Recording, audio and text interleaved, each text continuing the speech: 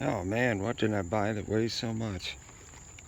Hey everybody, Chris Lambert here with some more eating utensils.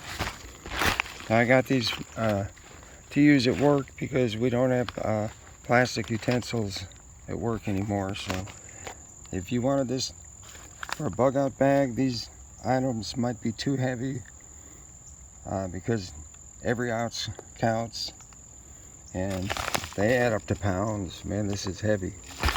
Okay, let's see what I got in here.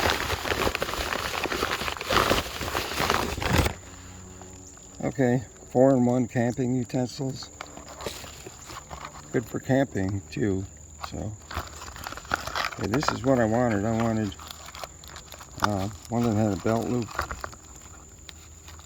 belt holder, so I can, put it on my belt. This one I think cost maybe about $14, $12. Oh, I don't remember. You can get these cheaper without the case. This is the Blue brand.